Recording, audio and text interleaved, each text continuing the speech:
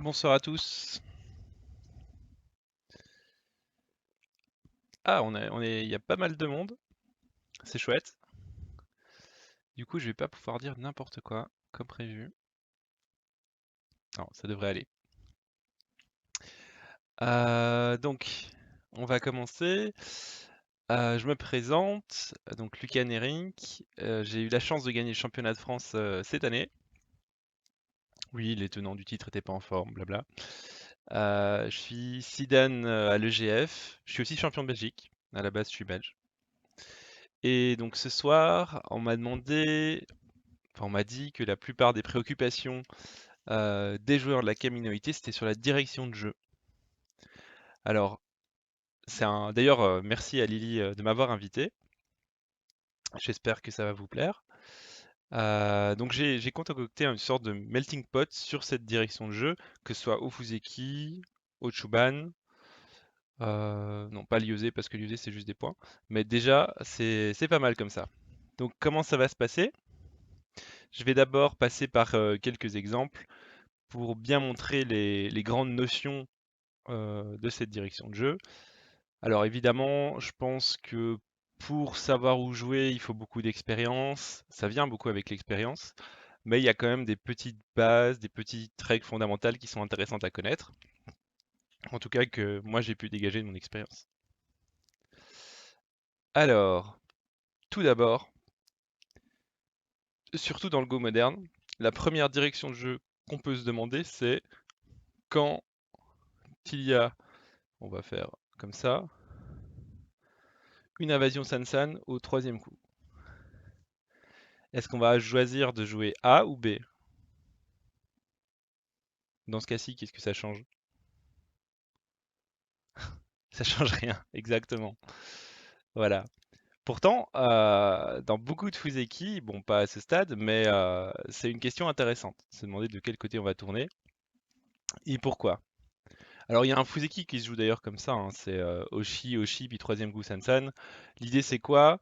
C'est que si blanc veut donner le Ponuki et prendre les points, ça va rien changer pour noir. Donc quelle que soit la direction, ça sera OK. Par contre, si on avance plus dans une partie, par exemple comme ça, on va faire une partie relativement normale, ici, avec ce genre de Joseki, voilà. Quand noir il envahit ici, maintenant est-ce que c'est plutôt préférable A ou B, à votre avis?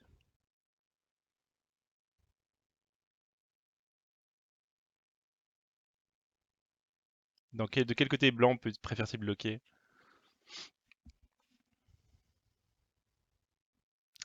Ouais. En général, il va plutôt prendre A, parce qu'en fait, il y a déjà ces deux pierres ici, qui sont gênantes. Donc si blanc prend la direction du nord, il va se retrouver sans potentiel. Donc c'est moins intéressant. Et A, c'est le plus gros espace. En plus, il a ce Joseki que je viens de montrer, le double année.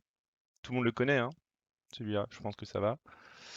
Euh, qui fait qu'il laisse un Ponuki avec moins d'impact à noir. Donc c'est tout à fait possible comme stratégie, vu que noir a envahi plus tard le C3. Et probablement que dans ce cas-ci, humainement parlant, hein, pour l'ordi, en général A ou B, ça a très peu de différence. Noir aurait dû approcher par ici en F3. Donc ça, c'est vraiment la direction de jeu, on va dire, primordiale. Par où est-ce que je bloque quand on m'envahit au Sansan? Alors on va regarder deux, trois exemples pour bien intégrer ça. Plop, plop, plop. On va jusqu'ici. Voilà. Ça, c'est une partie que j'ai joué contre un de mes élèves. Et noir a envahi en R3. Donc c'est la partie. Je suis blanc et mon élève est noir. Est-ce que je bloque plutôt en A ou en B?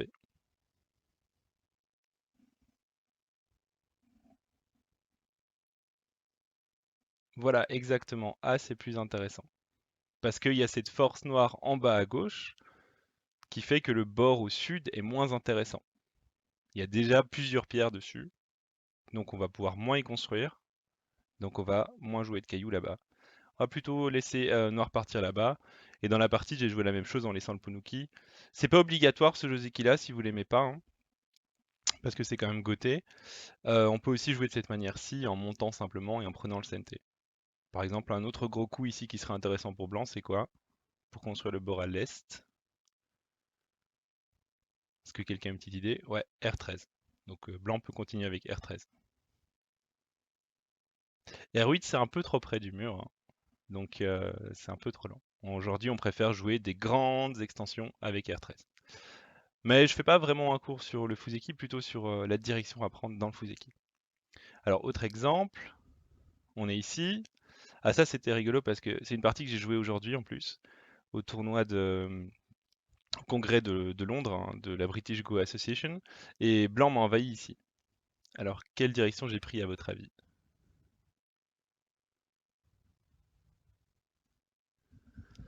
Yes, easy, hop, je mets toujours A en plus. Oh là là, je suis nul.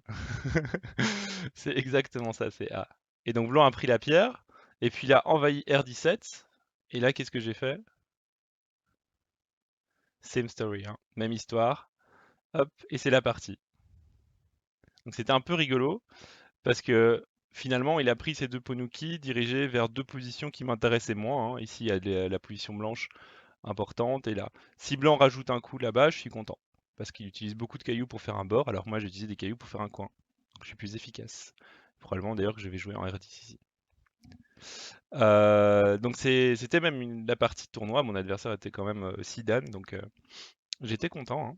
On peut faire des invasions étranges à Sidan. Probablement que au lieu de venir directement là, blanc aurait dû simplement approcher par cet endroit. Ouais, j'ai gagné. J'étais content. Avant de perdre la suivante. Mais bon, ça c'est une autre histoire. Alors, troisième exemple. Alors là, c'est intéressant parce que je vous montre une partie professionnelle.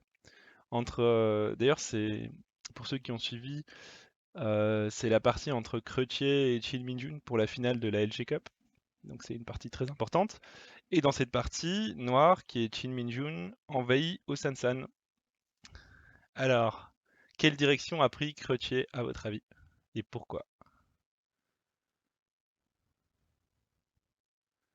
Ah, j'ai changé, ouais. Exactement B. Alors, ici, ça paraît évident, mais on pourrait croire que par exemple blanc a envie de jouer comme ça. Et cette option n'est pas mauvaise, hein.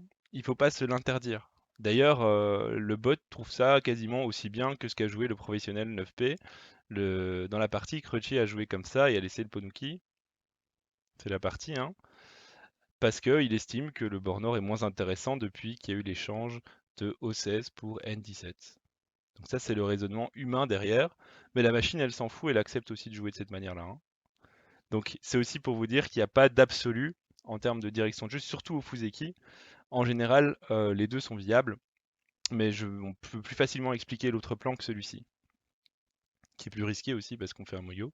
D'autre côté, on fait du territoire. C'est aussi une question de goût. Ok. Alors, donc ça c'est un premier principe de Fuseki. On ne se tourne pas vers le bord déjà occupé. Un deuxième principe de direction de jeu, c'est la base de vie. Donc ça, je vais vous montrer de quoi je parle. Qu'est-ce qu'on pourrait choisir comme Joseki? On va regarder ça. Tac, tac, tac, tac. Et noir contre pince. Donc ça, c'est un Fuseki très moderne. Et dans la partie, blanc vient comme ça, voilà. Et noir attache. Ok, et puis blanc décide de faire F4. Donc si vous connaissez pas le Joseki, c'est pas grave. Et ici, quel est le prochain coup noir à votre avis?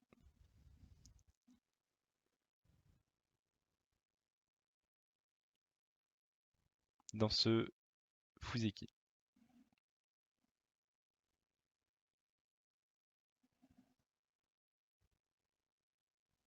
Alors, j'en ai plusieurs. J'ai C14, O4, L3, une pince, intéressant, H3,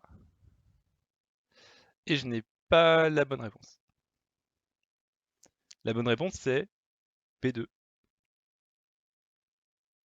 Pourquoi c'est très important? Parce que c'est la base de vie des deux groupes. Et en plus, c'est le point. C'est la base de vie du groupe A et du groupe B.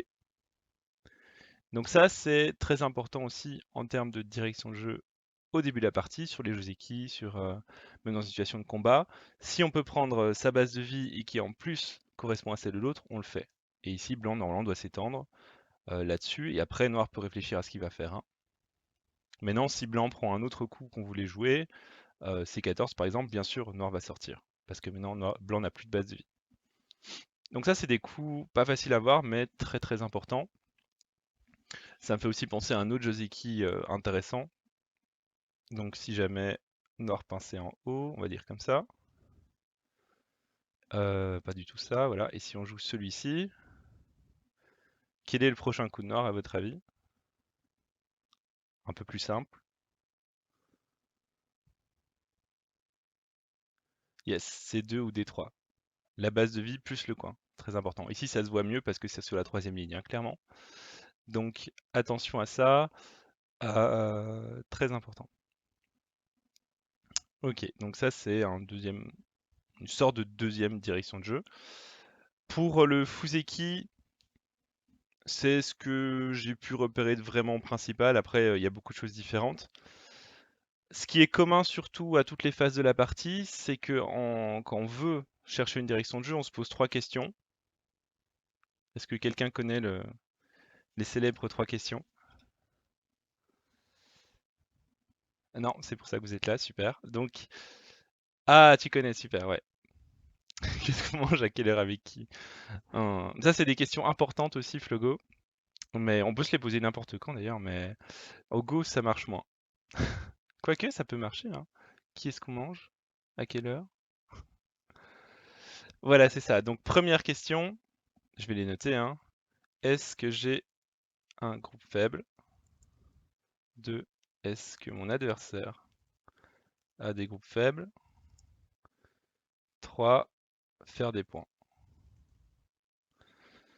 Donc, si j'ai un groupe faible, je le protège. Si mon adversaire a un groupe faible ou des groupes faibles, je les attaque. Et sinon, je fais des points.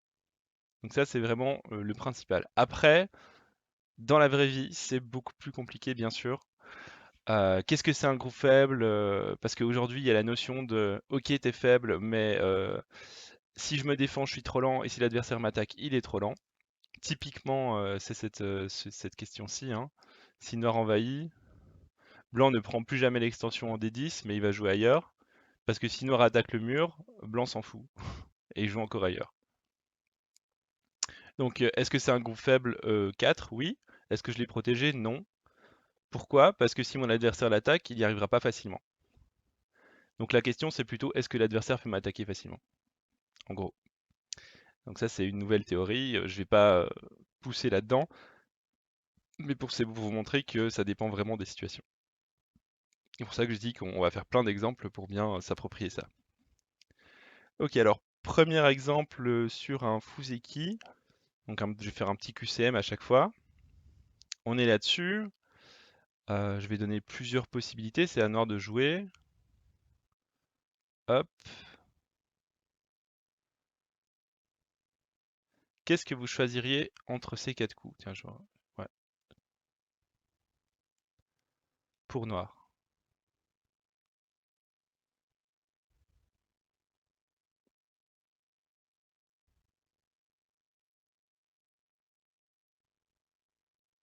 Ok. Ah bah je vois que tout le monde est super fort, c'est chouette. Donc en effet, c'est plutôt D, parce que D, ça enlève la base de vie de ce groupe faible, tout simplement. Donc on attaque le groupe faible.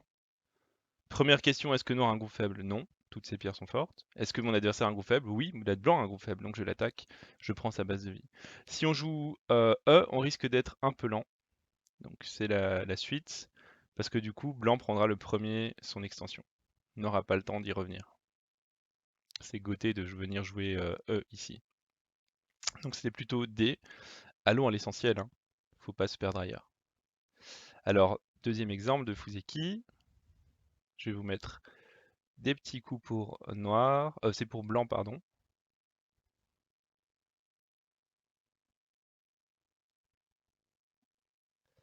Alors, qu'est-ce que vous choisirez? Ah oui, vas-y, pose-moi ta question, Flogo, pas de souci. Je reviens à celui d'avant.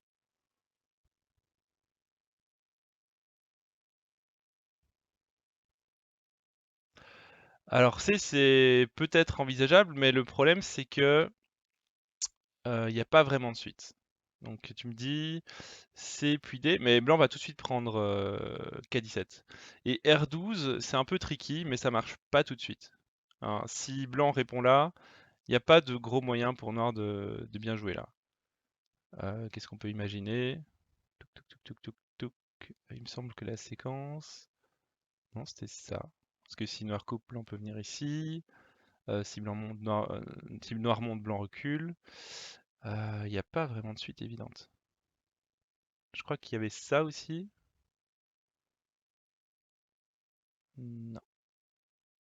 Et là, blanc pouvait même sacrifier des pierres. Comme ça. On va essayer une séquence assez rigolote. Hop, hop, hop. Sacrifie tout et puis joue ailleurs. Donc il n'y a pas de suite directe là-dessus. Je me suis fait avoir récemment là-dessus. Pour attaquer, on pense que c'est R12, mais en fait, blanc a une résistance en S12. Bon, c'est un peu technique, mais peu importe. Alors, deuxième exemple, voilà, on est au Fuseki. Qu'est-ce que blanc peut jouer ici, à votre avis?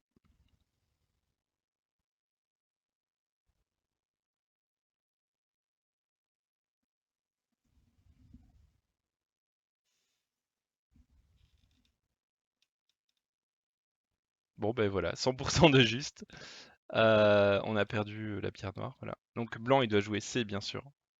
C, c'est super important, parce que si noir le joue, donc mettons que blanc joue ailleurs, hop là, j'enlève cette pierre, voilà. Si noir joue ailleurs, par exemple, il pince ici. Attendez, j'ai oublié un truc. Donc c'est noir, c'est blanc qui joue ailleurs et c'est noir qui joue là, voilà. Si noir joue ici, blanc se retrouve divisé, il a deux groupes faibles. Donc c'est le jour et la nuit, quoi. D'un côté, blanc là, il est faible et il a deux groupes séparés, de l'autre, il fait des points et il relie ses pierres. Donc voilà, ça c'est des exemples un peu évidents. On va partir sur des exemples moins évidents. Montrer toutes les espèces qu'il y a dans la nature. Alors, ça c'est une partie entre deux joueurs Kadan à peu près. C'est à blanc de jouer. Alors je vais vous mettre différentes options. Hop. Qu'est-ce que blanc peut jouer ici? Là c'est un peu plus dur, hein, donc et puis on parle vraiment au Fuseki, il y a beaucoup d'options possibles tout le temps. On parle vraiment de la meilleure option, ce que même l'IA va confirmer. Alors A, B, C, D. Yes. Oh, j'ai un peu de tout, hein, je m'en doutais, c'est un peu dur. La meilleure option ici, c'est D. Parce que en fait, si noir sort, maintenant, blanc peut séparer noir en deux groupes faibles, tout simplement. C'est pas considéré comme fort A ni B. Donc blanc saute et il maintient noir faible. Donc il isole la pierre en F4. Et si noir ne répond pas, comme dans la partie, blanc peut l'attaquer avec un coup à l'épaule. C'est une partie qui était jouée entre deux joueurs 4 Dan. Et là je me suis dit, qu'est-ce que blanc va bien pouvoir faire? Je pensais pas à J4 non plus, pour tout vous avouer. Probablement que j'aurais joué aussi C10, parce que j'ai pas l'impression que la zone en bas est très importante. Mais l'IA a confirmé que c'était J4 le meilleur coup. Donc la direction de jeu, quelque chose de très très objectif bien sûr. Les autres coups sont bons aussi bien sûr, mais J4 est le meilleur parce qu'il vise à isoler cette pierre. Noir n'a pas pris la bonne extension. Probablement qu'à la place de M3, il aurait dû jouer un coup plus proche de sa pierre avec K4. Autre petit QCM, alors là on va partir sur une partie pro. Tac tac tac tac. Voilà, coup 40. Donc on est dans cette situation et c'est à noir de jouer. Alors je vais reprendre mes petits. Alors je vais faire. Attendez. A, A, B, C, D, va mettre 5 options, c'est un peu facile. Qu'est-ce que vous joueriez avec noir dans cette partie? Pour information, c'est deux japonais. Il y en a un qui est assez connu, c'est Takao Shinji contre Seto Taiki. Et c'est à noir de jouer. Attends, je vais rajouter ces 14. Hop, voilà.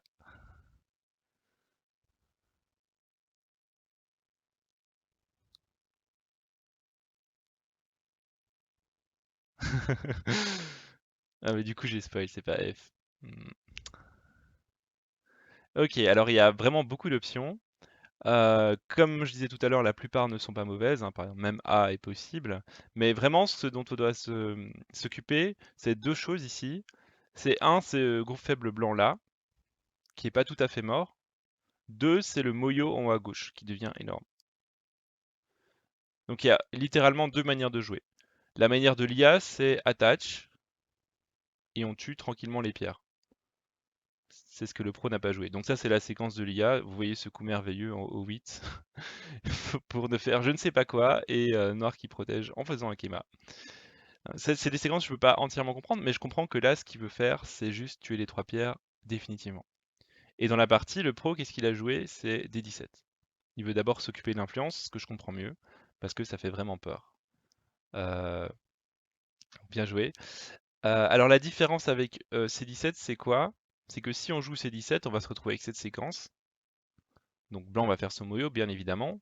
Par contre, si on vient en D17 et que blanc veut aussi faire son moyo, c'est quoi la différence? C'est qu'on a gagné une ligne de plus. Tout à l'heure, blanc était en D17, maintenant c'est noir. Grosse différence, vous me direz, oui, mais pour les pros, ça compte. Donc ici, c'est ce genre de question, et dans la partie, blanc va même choisir l'autre direction. Il va faire C17 et attaquer les pierres avec son espèce de mur force, on sait pas trop, ici, pour attaquer les pierres par la suite. Donc voilà, ce genre de questions, c'est ce qui peut arriver en vraie partie. Il y a deux choix, tout à fait possible, mais il faut bien se poser les questions. Est-ce que j'empêche mon adversaire de faire une influence ou est-ce que je protège ma faiblesse, je tue ses pierres faibles? Dans notre ordre de questions, ça aurait été plutôt B. D'ailleurs, l'ordi le confirme, donc c'est plutôt du côté IA, je pense. Alors, exemple suivant. Plop, plop, plop. On est dans cette situation. C'est aussi, là c'est un pro très connu, un pro coréen, Kim Ji-seok, qui est noir, contre Na-yoon, qui est blanc. Et donc je vais vous proposer les options. 1, 2, 3, 4. On va en faire une cinquième.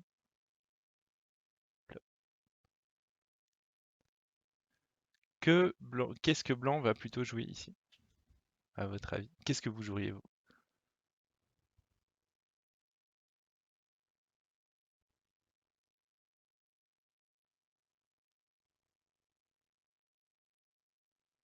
Il faut toujours qu'il y ait un raisonnement derrière, hein.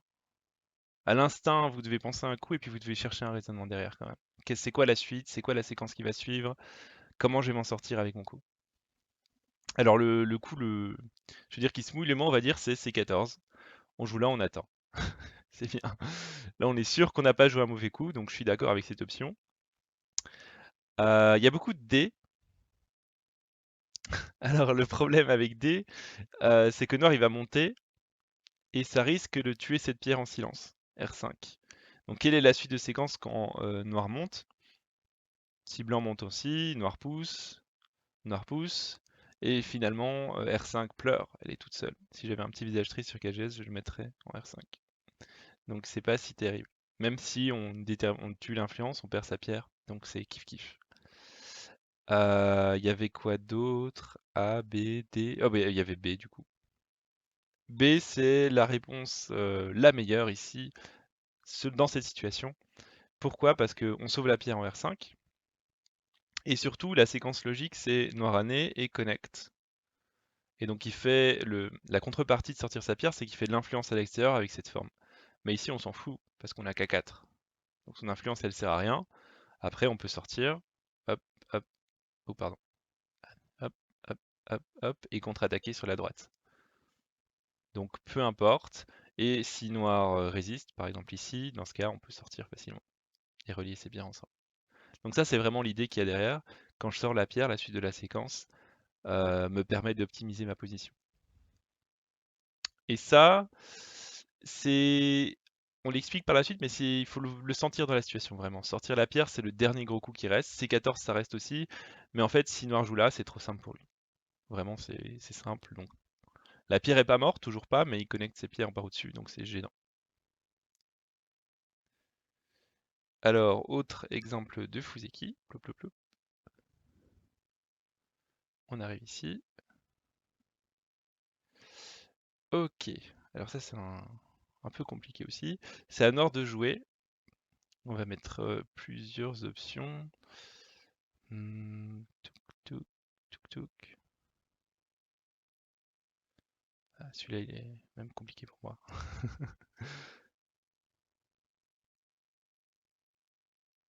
Ah, tac. Ouais, je vais mettre B4, I2. Tac.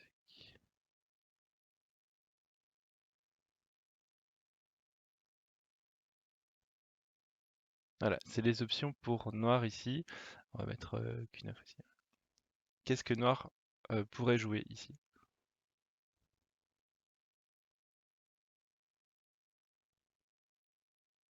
Waouh, mais vous êtes beaucoup trop fort, hein.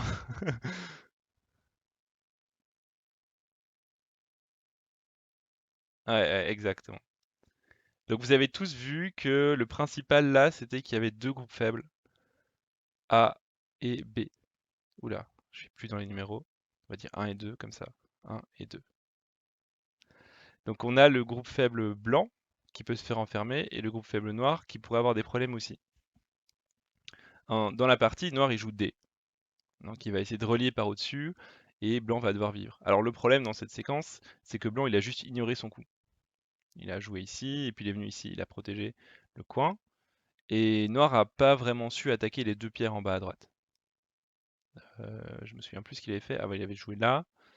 Et blanc avait quand même réussi à créer un groupe bizarrement vivant. Et dans la partie, ce que l'IA propose, c'est C. Ouais. Même si ça paye pas de mine, ça protège directement la faiblesse de son groupe et ça attaque les deux pierres. C'est rigolo, non? Un coup comme C, moi j'y aurais pas pensé. Donc là, ça illustre bien le principe. Sur la limite de deux groupes faibles, on essaye de jouer le premier avec notre groupe faible. Est-ce que j'ai un groupe faible? Oui, je le protège. Et en plus, l'adversaire a un groupe faible à côté que j'attaque. Oh, ça, c'est vraiment... c'est top. Alors, on va finir avec ces petits exercices de Fuseki. Là-dessus, ah, ça, c'est une partie que j'ai prise sur KGS. Parfois, je me dis, quand j'ai besoin d'exemples, je parcours KGS, il y en a des milliers, des erreurs de direction. Donc, je ne dois pas aller très très loin. Je crois que le niveau des joueurs, c'était à peu près un dan. Qu'est-ce que noir ici peut jouer? Alors, on va mettre plusieurs coups. Hop, hop, hop, hop. Qu'est-ce que vous joueriez avec noir?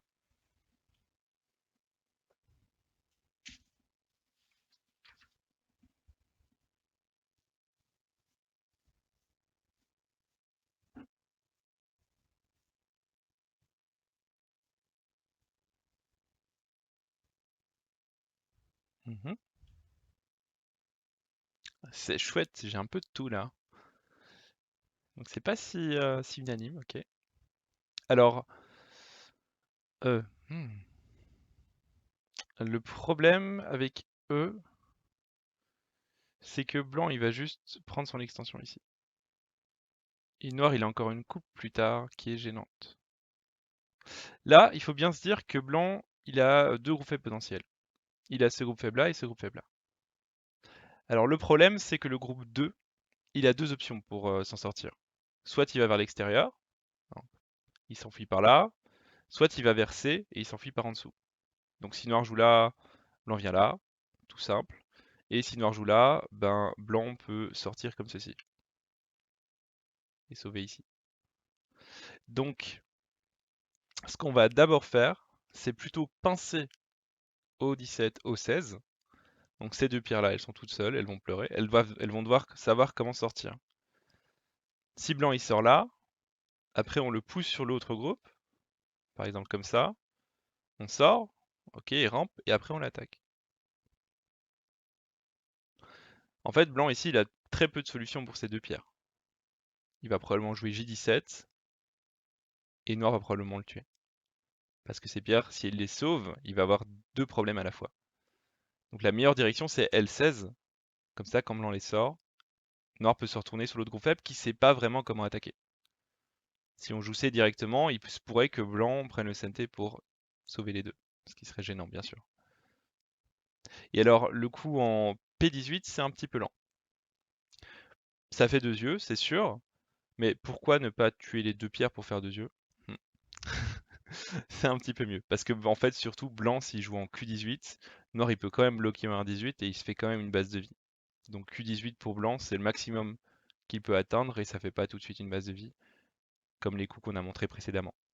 Donc c'est la raison. Ok, donc c'était 2-3 exemples sur comment utiliser les notions que je vous ai montrées.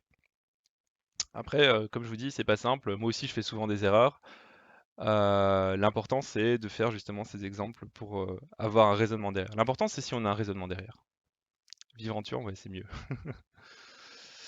Ok, donc on va passer plutôt au Chuban maintenant.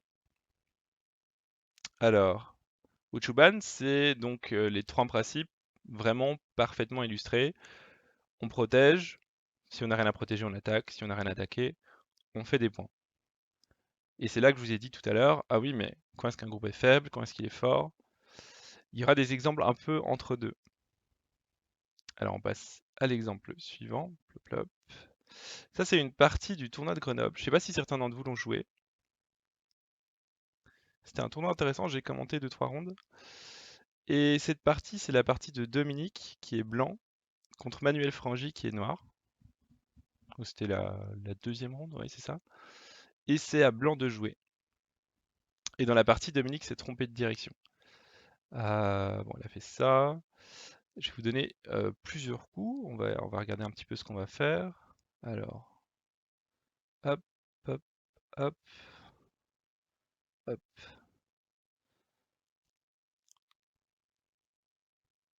Qu'est-ce que blanc doit jouer ici?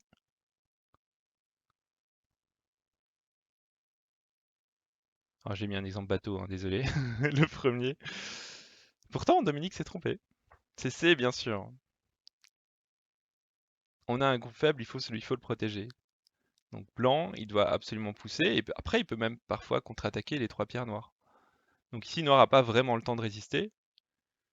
Il doit sortir et blanc peut sortir à son tour, par exemple avec Atari. Pas si évident. Et dans la partie, Dominique, voilà, elle a coupé. C'était extrêmement violent. Et puis elle est sortie ici. Plop plop. Et puis ici, noir il a protégé. Et maintenant, ces pierres dans la partie sont juste mortes. Triste à dire, mais donc même à un Dan FFG, c'est pas facile de trouver cette direction apparemment. Attention ici, bien sûr, c'est uniquement C. On doit sauver ce groupe faible, qui est important, parce qu'il est aussi au contact d'un groupe faible noir. Donc là, on est vraiment dans le Chuban, on a utilisé tous les gros points de la partie, et il reste que la bataille pour les bords et le centre. Quoiqu'il y a encore des coins ouverts. Les définitions sont pas, généralement pas tout à fait claires au Go. Alors, autre partie, cette fois-ci c'est aussi le tournoi de Grenoble entre Manuel et... Voilà, on est ici. Noir a joué là, voilà. C'est entre Manuel Frangy qui est blanc et Toru qui est noir. Et là, c'est à blanc de choisir sa direction. Alors on va mettre plusieurs coups. Plap, plap, plap, plap. Qu'est-ce que vous joueriez avec blanc ici?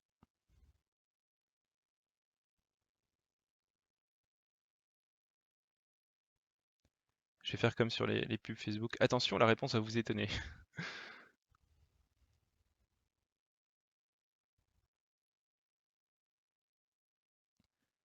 Ok.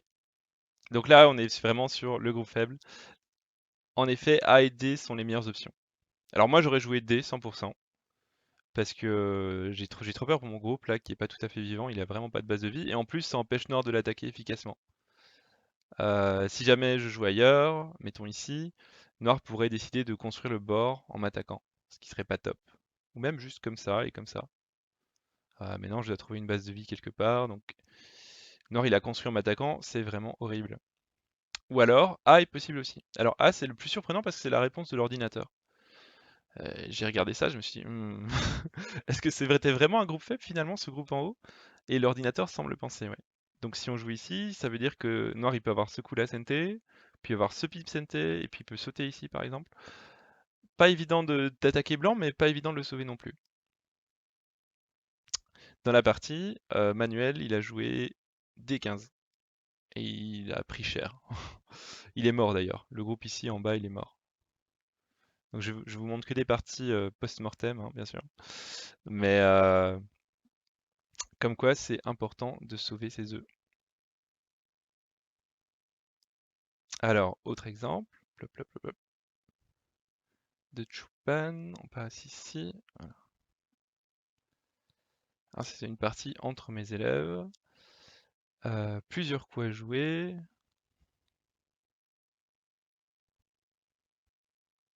Qu'est-ce que vous choisirez?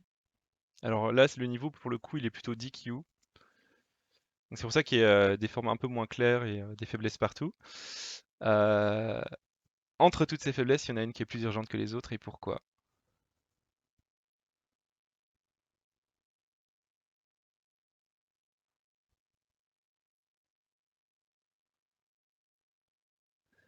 Ok. Alors, vous avez bien vu A, ça relie des pierres, donc c'est important, ça fait des points. C aussi, c'est important, personne l'a cité, mais pourtant, après on peut jouer B plutôt pour être plus efficace, hein, j'ai joué un peu vite là, voilà. Donc C, ça fait la base de vie aussi. Après, c'est moins grave que A, parce que si blanc fait Atari, noir il peut toujours résister en co plus tard. Donc il faut deux coups à blanc pour vraiment attaquer. Il a déjà une extension, donc ça va. Par contre, bon, B c'est hors sujet, hein. Ça fait juste une bonne forme et de l'influence. Alors D c'est très important, parce que c'est Sente pour blanc, et ça attaque le groupe. Donc si noir le joue pas, par exemple il joue là, c'est blanc qui tourne Sente ici. Après il a en plus cet échange là gratuit, noir il doit protéger, et maintenant le groupe s'est énormément renforcé tout en réduisant le coin à peau de chagrin. Donc ici vraiment noir il doit jouer ce coup en priorité. Il relie, il fait des points, il protège sa base de vie, il protège son groupe faible aussi. Il est faible parce que blanc peut avoir des coups SNT dessus, et il attaque blanc. Très très important de voir ici que D c'est le meilleur coup. Alors, autre exemple, on passe sur des parties plutôt professionnelles, hein. Je vous fais vraiment un melting pot, hein, pour le coup. Comme ça, tout le monde en a pour son argent.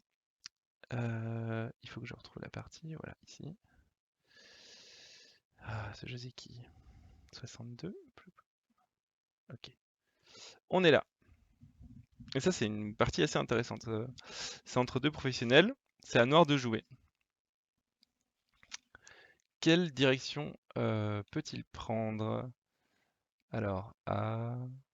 Oh, pardon. Il faut que je mette les lettres.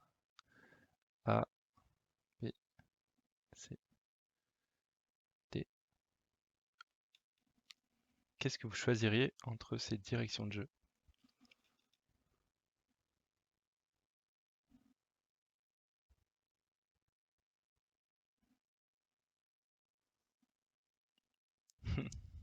Ok, très très bien, ouais, bien joué. C'est C ou D, bien sûr, hein. Les autres, ça fait juste des points.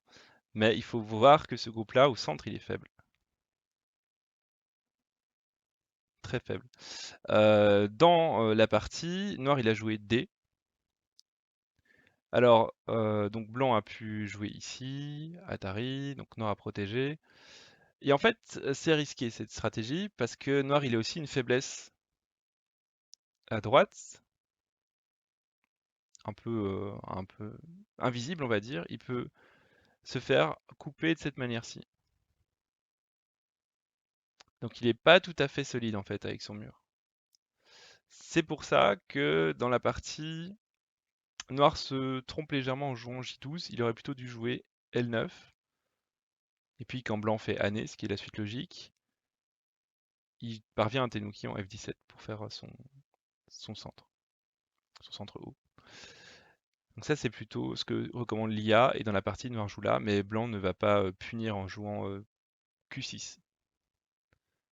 Donc il y a différentes implications sur la manière dont on attaque un groupe, et c'est un peu ce qu'on va voir là, comment est-ce qu'on peut attaquer ces groupes. On a vu comment les protéger en tout cas, et pour les attaquer, c'est déjà plus compliqué. L'idée, c'est toujours de rester solide. Si on attaque et qu'on est faible, ça peut facilement, comment dire, se retourner contre nous. En anglais, c'est backfire, donc euh, on peut s'y brûler les doigts, quoi. Donc ici, quand on attaque, il faut toujours avoir une idée claire. Qu'est-ce qu'on va faire? Qu'est-ce qu'on protège? Et on reste solide. C'est comme quand on se fait envahir, ce qui est un autre sujet. La première chose à réfléchir, c'est comment on va connecter ces pierres. Si on a un bout de notre influence qui meurt, je suis sûr que ça a déjà arrivé à tout le monde, ça. On a un bout de notre mur qui meurt dans notre moyo. C'est la dèche, quoi. C'était pas ce qui était prévu au début. Ouais, attention à ça. Et là, l'idée du coup c'est de rester solide tout en attaquant blanc. Si on joue là, on risque de perdre le CNT et de se faire couper. La coupe est moins importante si on a un Toby en plus vers le centre. Ok, alors autre exemple, cette fois-ci entre mes élèves, justement, sur la direction de l'attaque. C'est à noir de jouer. Alors on va proposer plusieurs coups. Tac, tac, tac, tac. Et tac. Ah non, pas celui-là, pardon. Celui-là. Qu'est-ce que vous joueriez avec noir ici?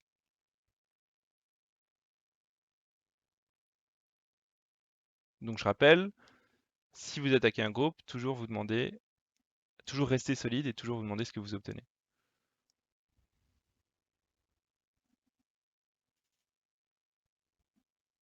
Ok.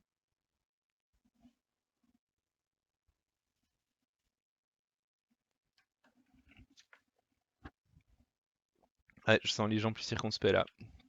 C'est plus compliqué. Et pourtant, vous avez tout, pour la plupart trouvé C. Ok.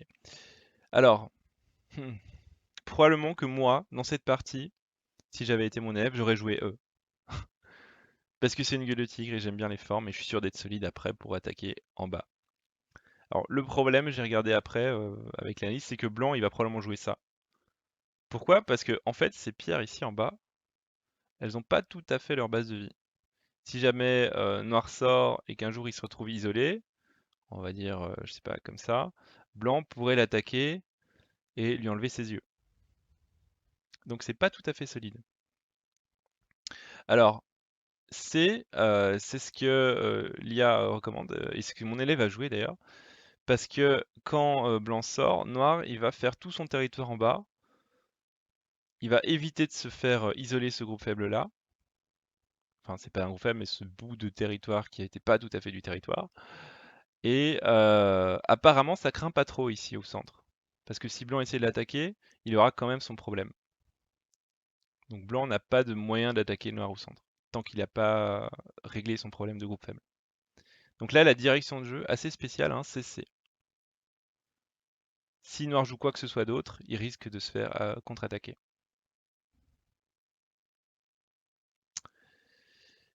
Puis on prend une petite lettre encore plus efficace. Alors B, je pense que c'est une bonne idée aussi. Après, blanc va probablement attacher, et si noir fait année, ce qui est la suite logique, blanc va descendre. Et donc noir doit à la fois protéger sa coupe ici, et la descente en A. Donc comment réagir à ce coup, c'est pas évident non plus. Si on répond quand même au K4, ça veut dire qu'on a perdu une pierre. Ah, pareil. Là, ça veut dire qu'on se trompe, enfin on prend une direction pour prendre l'autre. Autant prendre tout de suite celle du bas, plutôt que de jouer B d'abord. Mais je vois l'idée. En tout cas, ça veut dire qu'on va quand même revenir vers l'autre direction. Ici, on veut quand même revenir là, hein. Ouais. Du coup, euh, blanc devrait même jouer ici et pousser.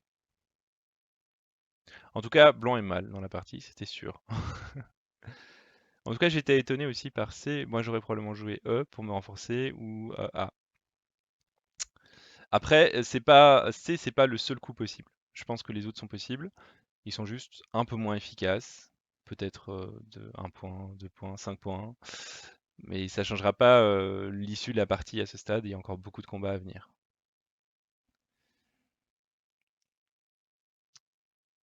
Alors, donc ça c'était une question intéressante sur comment attaquer un groupe, qu'est-ce qu'on obtient. Parfois, vous voyez, c'est un petit peu, il y a beaucoup de réponses possibles. Et alors une autre question intéressante, ça je vais garder la surprise. Donc on est au 82, voilà ici. Ça c'est une autre partie de mes élèves. C'est à noir de jouer. Alors on va proposer plusieurs choses. Tac, tac, tac, tac. Bon, allez, un petit E. Qu'est-ce que vous feriez avec noir dans cette situation?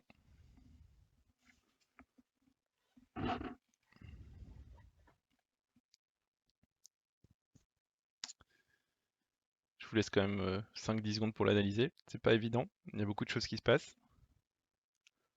Il faut lire la coupe en D aussi.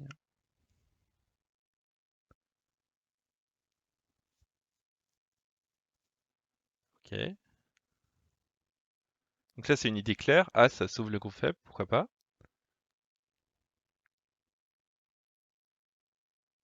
D, c'est une idée claire aussi, ça coupe. Pas d'autres propositions? Ok. Bon, en tout cas, personne propose E, donc ça va. On a compris le thème de l'attaque et la défense. Alors, A, donc ça protège le groupe. Et la question qu'il faut se poser, c'est ça protège de quoi? Si je joue un gros coup comme C, comment est-ce que blanc il veut m'attaquer? S'il joue là, je peux limite vivre sur place. Ah, je peux encore jouer ailleurs. Il peut pas me tuer. Donc, en fait, ce que je voulais introduire, surtout avec cet exemple, c'est que faut pas protéger automatiquement, parce que il faut toujours se poser la question comment est-ce que blanc il va m'attaquer? Est-ce que ça va être efficace? Par contre, il y a un gros problème avec C, si on joue A, c'est que blanc, en quelques coups, il peut entrer en bas. Donc là, il entre, il détruit tout. Tandis que nous, en un coup, on peut protéger le territoire en bas. Donc c'est un très très gros point. Est-ce que ça vaut la peine de perdre un coup pour protéger un groupe faible qui ne peut pas se faire facilement attaquer? C'est une bonne question. C'est un groupe faible, logiquement on devrait le défendre, mais en fait, sa faiblesse est relative. Et alors D, c'est possible, hein, mais c'est la version violente. Ah, parce que tu risques de te créer un autre groupe faible. Et là, ça risque d'être compliqué pour Noir après. Ah, c'est pas évident, hein, c'est sûr. Peut-être même couper ici comme ça. Probablement que Noir doit sauter. Et Blanc peut juste reculer. Ouais. Si Noir saute encore, il perd un temps et il risque de se faire attaquer. Donc D ne fonctionne pas directement en l'état, on le laisse comme Agi pour plus tard. Donc attention à pas appliquer aveuglément les principes. Toujours se poser la question, si j'ai un coup de poing très gros, est-ce que j'ai vraiment envie de défendre un groupe si je me fais pas tuer tout de suite? Il sait me prendre les rames. Ouais, ouais. Si tu veux jouer propre et beau, alors il faut retourner dans les années 90, dans les dojos japonais. Malheureusement, ça a changé depuis. Ah, ok. Alors, autre question intéressante, ça j'ai montré une partie, des chouettes, parce que ça m'a pas mal surpris en tout cas la réponse. Alors, 83, il y en a ici, voilà. Donc on est comme ça, c'est à blanc de jouer. On va proposer quelques coups. Hop, hop, hop, hop, et hop. Qu'est-ce que vous joueriez avec blanc ici? Ouais, je la joue psychologique.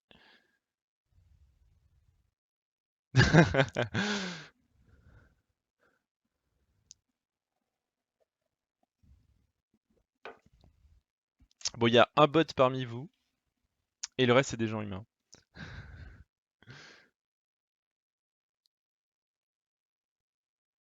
Ah ouais, ok. Bon, en tout cas, on voit tout de suite que tout ça, c'est juste des points. Donc c'est pas très intéressant. Il y a deux problèmes, deux questions surtout.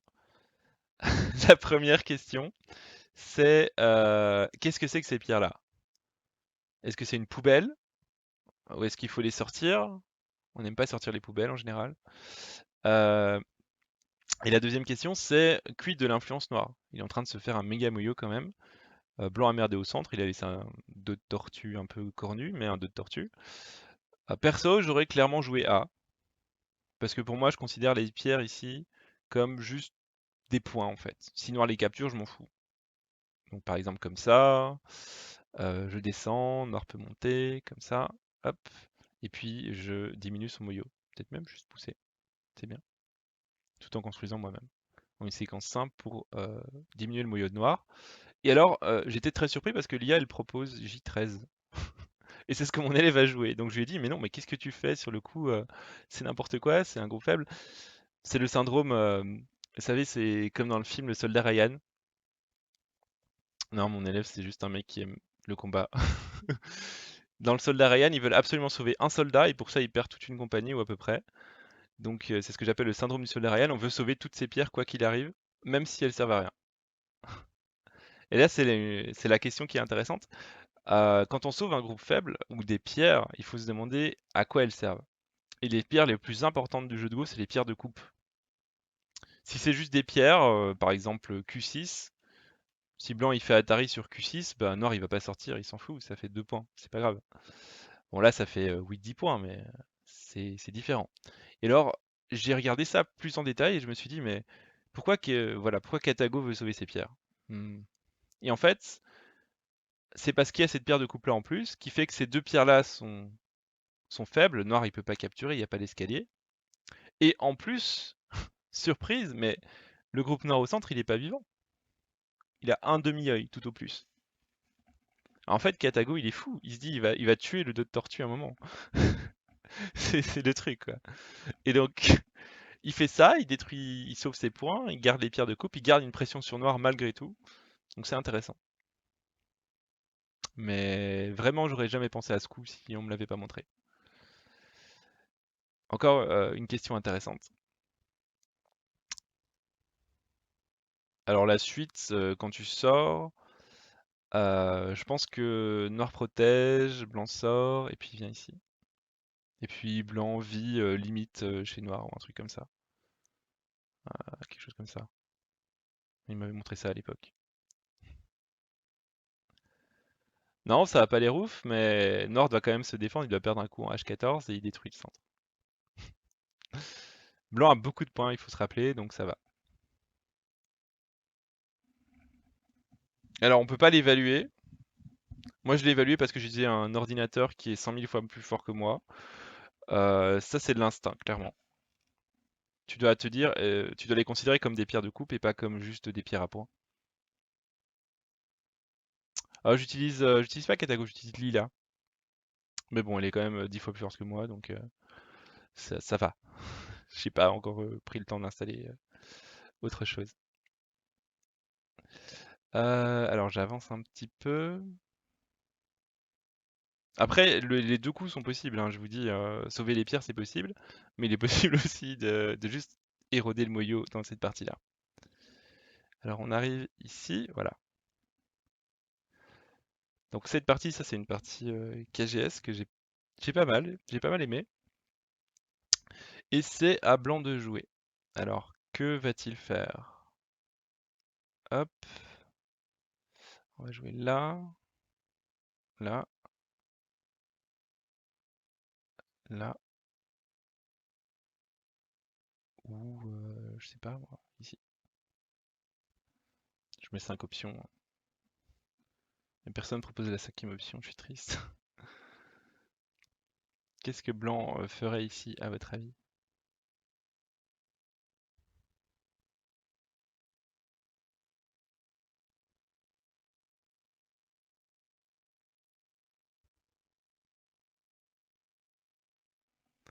Ah, je vous sens déjà moins, moins empressé, ouais, parce que c'est pas évident, il y a beaucoup de choses, hein.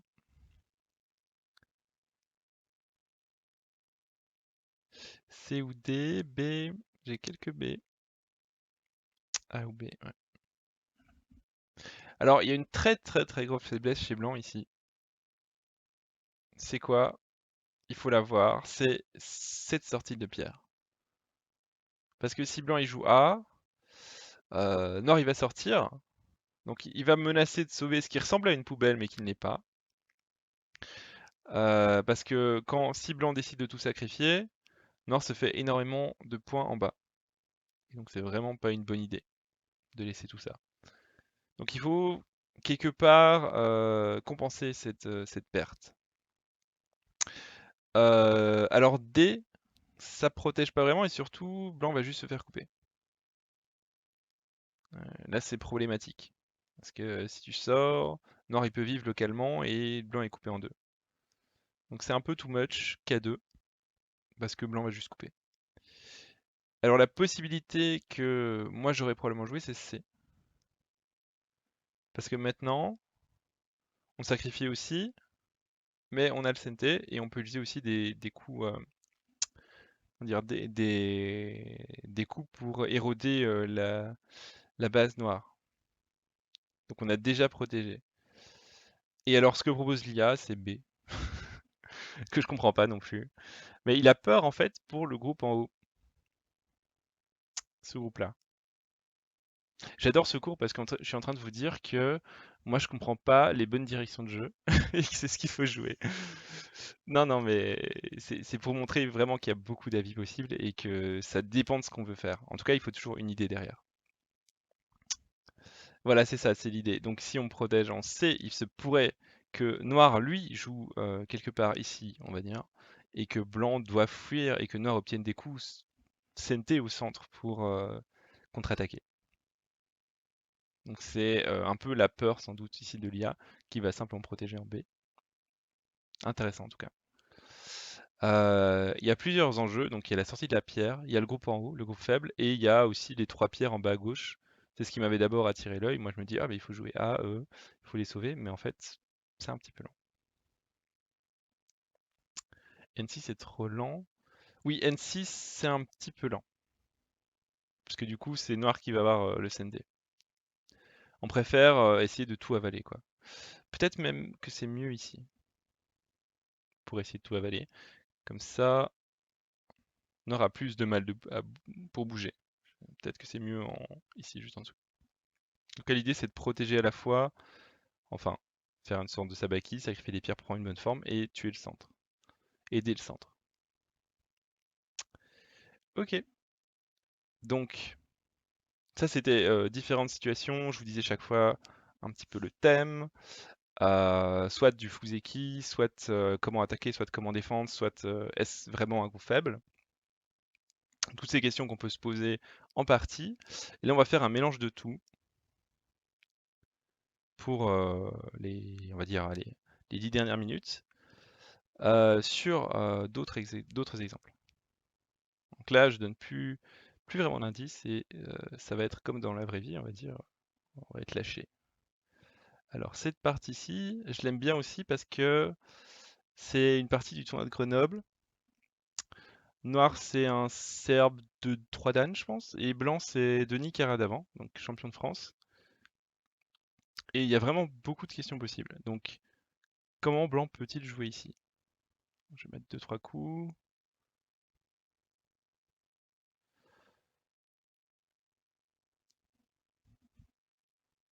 Qu'est-ce que blanc peut jouer ici?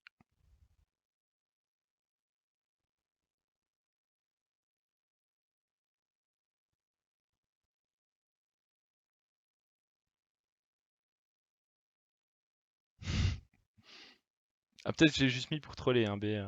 Ça, t'en sais rien.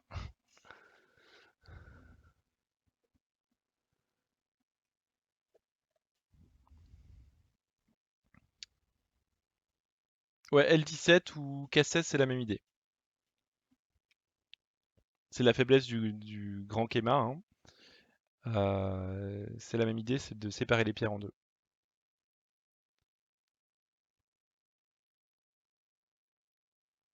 Ok, donc j'ai toutes les réponses, super.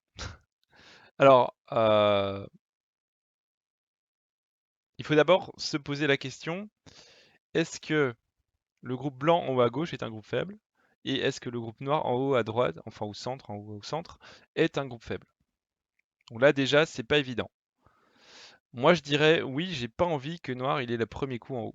s'il joue en bas, il pourrait décider de faire ce genre de bizarrerie et je me sentirais obligé de rajouter des coups. Et ça, j'ai vraiment pas envie. Donc, personnellement, j'aurais joué A. Ça diminue le moyeu à gauche et ça met la pression sur les deux pierres ici. Parce qu'elles sont quand même en face d'un mur et qu'il y a la faiblesse, comme disait Lily, il y a L17 qui est embêtant. Donc noir rajouterait un coup et puis je pourrais décider d'envahir par exemple ici. Donc ça c'est mon idée. Ou, ou même sauter en F12, hein, c'est possible. C'est ce que j'aurais fait de manière simple. Alors, dans la partie, Denis il a joué K16. Donc lui, il s'est même pas posé la question de savoir s'il était faible, il a décidé d'attaquer noir. Et la partie a dégénéré et c'est lui qui a failli mourir. Je crois qu'il est même mort à gauche ou en haut. Donc c'était un peu too much de le jouer tout de suite. Et Ilia, ce qu'elle propose, c'est B ou C. Bien sûr. C'est quoi l'idée? C'est de poser la question avant de décider. Parce que si Noir veut lutter, par exemple avec Ané ici ou ici, Blanc il peut faire contre Ané et obtenir des coups à l'extérieur pour contrôler le moyo et ensuite attaquer les deux pierres. C'est très très subtil comme idée. Et ça peut potentiellement très mal tourner, mais c'est rigolo. Et alors c'est aussi une proposition. Voilà, c'est l'idée, tu connectes, j'ai un coup en plus. Pourquoi? On ne sait pas. Peut-être pour envahir ici, hein, comme ça. C'est une invasion assez classique. Peut-être que ça peut vivre, hein, peut-être. Je sais pas. Si noir recule, alors dans ce cas, bah, plus tard j'aurai par exemple ce coup-là en CNT B18, donc mon groupe en haut à gauche n'est plus si faible. À mon avis, c'est cette question-là qui est intéressante. Parce que de toute façon, on va considérer que ça va finir chez noir, donc autant la poser si on veut. Ok? Voilà, une situation assez rigolote, parce qu'il y avait beaucoup de choix possibles. Entre de A à E, tous sont possibles, mais préférables A, B ou C. Donc d'abord gérer le groupe faible blanc avant d'attaquer le groupe faible noir. En gros, c'est ce qui est important.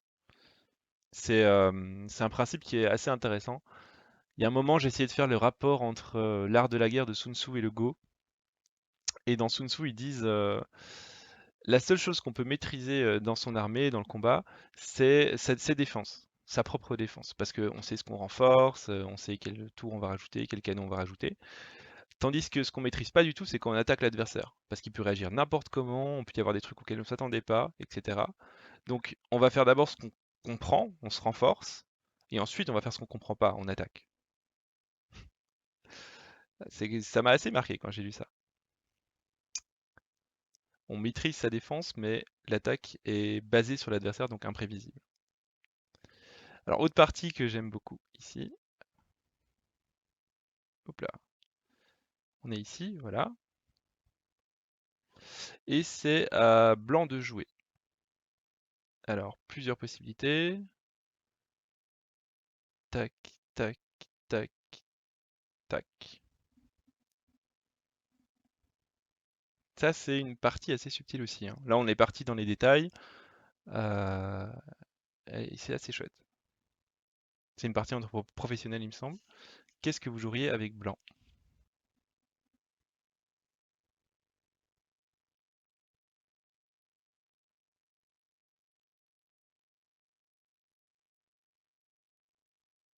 Ok. Mhm.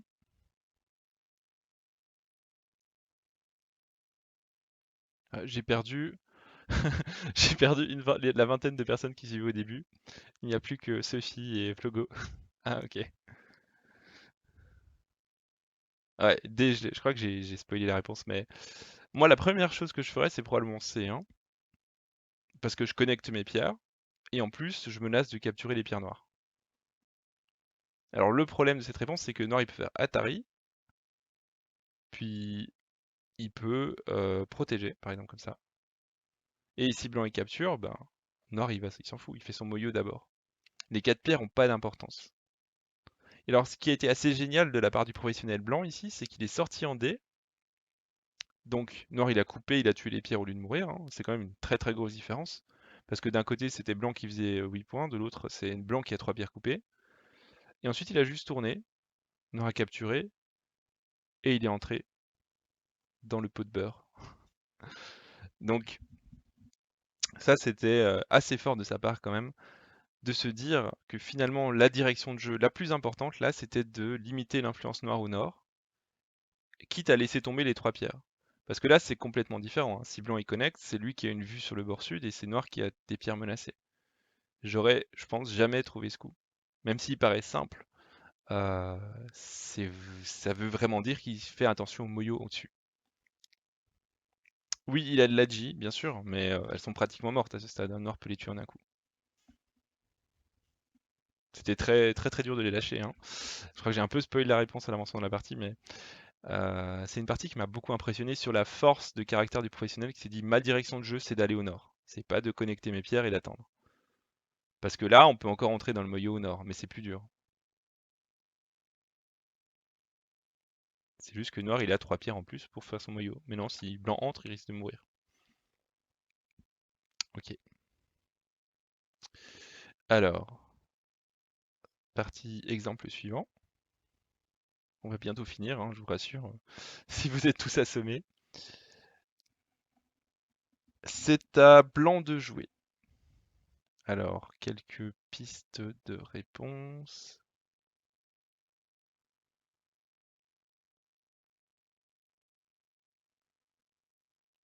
J'en mets 4. Ah, il y a aussi ça.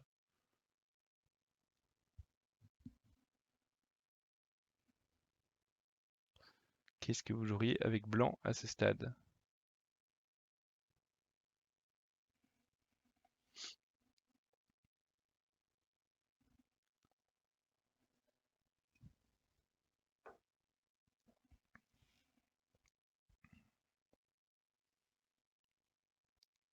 Pas évident, hein?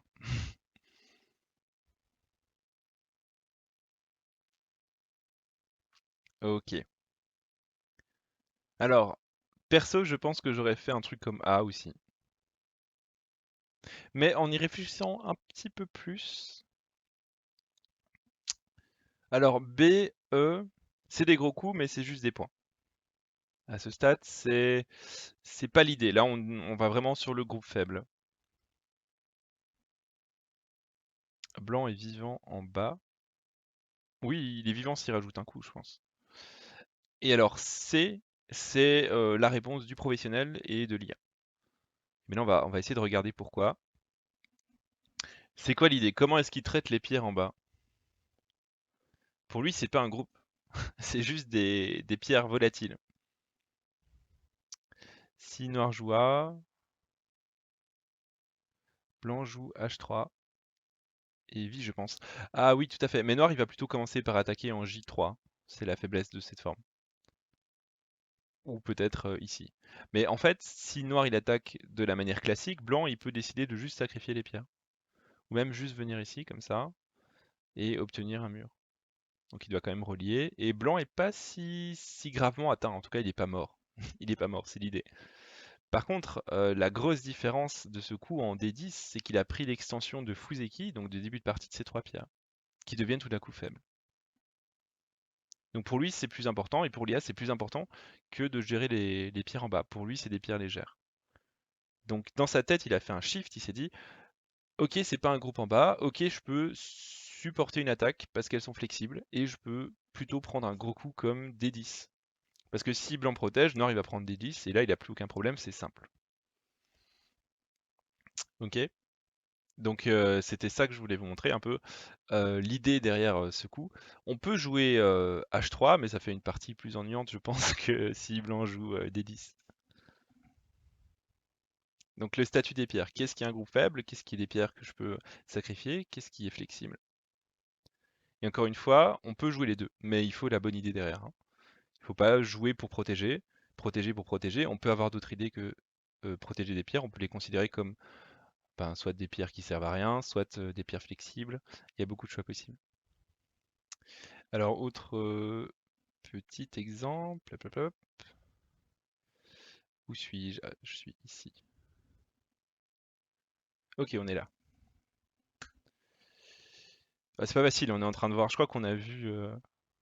On est à une trentaine de parties, même plus. Donc, il y a beaucoup de choses. C'est à noir de jouer.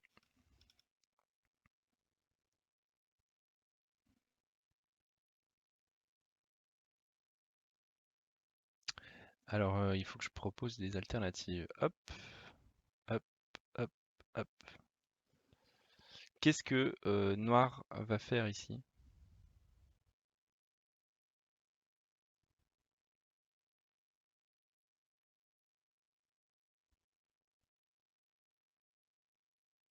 Mhm.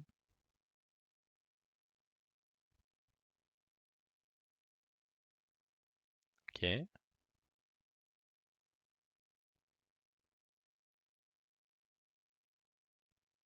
Donc A, B ou D?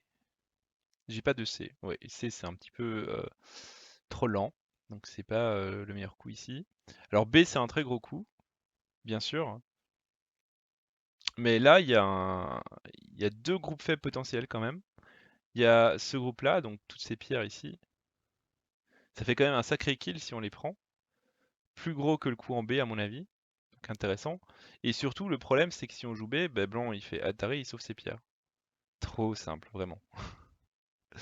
Donc, dans la partie, c'est plutôt c'est ce que fait le professionnel et toutes les pierres du centre meurent. Il y a très très peu d'espoir là. Donc ça c'est un coup facile, hein. On enferme blanc, c'est un groupe faible, on peut le tuer. Alors autre coup un peu plus subtil, c'est A, à égalité pour l'IA, parce que en fait, si blanc résiste comme ça, tac tac tac, et qu'il lance le co, il n'est pas tout à fait vivant non plus. Ces pierres-ci n'ont pas tout à fait deux yeux si noir envahit le coin. Donc si jamais il résiste de cette manière-là, dans ce cas, noir peut même vivre pratiquement CNT ici. Ouais, pratiquement, je dis bien. En tout cas, c'est pas évident pour blanc. Il doit encore vivre. Envahir un coin CNT, c'est généralement pas mal. Mais ça affaiblit aussi noir en bas, donc je suis pas super certain de cette option. Après, l'ordinateur propose C3. Donc là, c'est encore une question de ce qu'on voit. B, ça a l'air d'être un très gros coup, mais il y a plus urgent parce qu'il y a un groupe faible au centre. Et alors, petite option pour les génies, il y a C3 parce que blanc en haut à gauche n'est pas tout à fait vivant aussi. Pas évident cependant. Dans la partie, je pense que noir a joué ici, blanc s'est un peu débattu et puis il a pris E3 qui était énorme. On veut surtout empêcher blanc de prendre ce coup, je pense. Donc encore un exemple intéressant. On va alors un tout petit dernier exemple et après on arrête, promis. On va arriver ici, voilà. Celui-là, je l'aime beaucoup. C'était une partie KGS en plus. Alors, qu'est-ce qu'on peut imaginer? Tac, tac, tac, tac. Qu'est-ce que vous choisiriez parmi ces coups pour blanc? Et je vais finir là-dessus.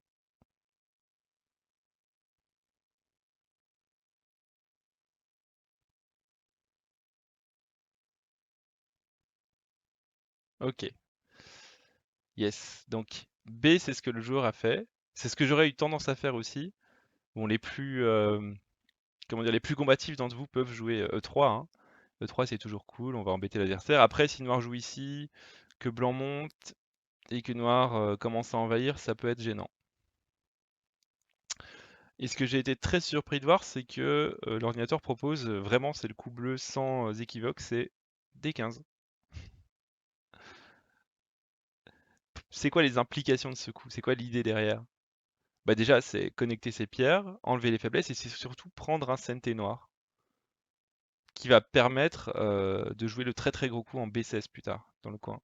Donc c'est des points, mais c'est aussi un double CNT avec de la J. Si on joue ici, noir il pourrait commencer à triturer la forme avec ce genre de choses. Ok, c'est pas évident, mais qu'est-ce que blanc répond déjà là? Hmm, pas facile quand même. S'il répond là, ça fait une forme horrible. Et s'il répond là, il peut se faire couper ici. Donc il a plutôt tendance à répondre ici, mais il y a encore une coupe probable plus tard, donc qu'il doit protéger, et après il entre. Donc c'est vraiment un coup très gênant à cause de l'échange D15 pour E15.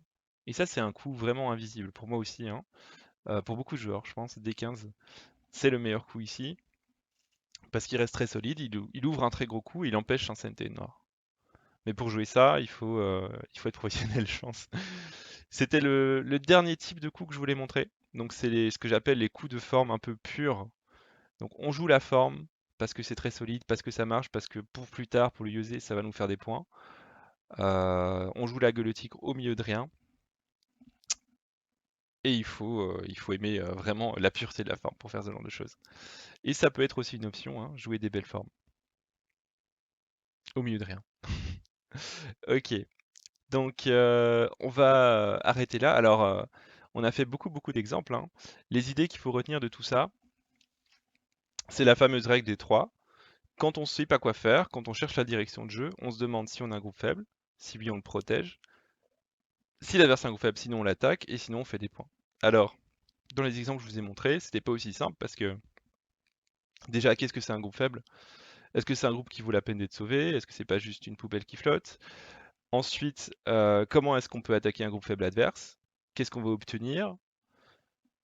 Et ensuite, les points, bah, parfois, avec un seul coup, on fait plein de points, tandis que si l'adversaire nous le prend, lui, il va faire des trucs CNT, il va entrer, il va nous créer d'autres problèmes, d'autres groupes faibles. Donc parfois, on peut même décider de laisser un peu faible un groupe pour prendre un très gros point. Tout ça est hyper relatif, bien sûr, et bien sûr, il n'y a pas une seule réponse à chaque décision. Je vous ai montré la meilleure réponse selon l'IA, parce qu'elle est plus forte que nous tous, que tous les professionnels sur le monde. Mais les autres, tant qu'on a une idée, derrière, elles sont possibles. Ok, bah merci à tous d'avoir suivi attentivement ce cours avec beaucoup de choses, bien sûr. J'ai fait vraiment de manière générale, hein, donc on n'est pas entré dans les détails techniques. Si vous avez des questions sur les séquences ou quoi, n'hésitez pas à les envoyer à Lily et j'essaierai d'y répondre. Merci à tous.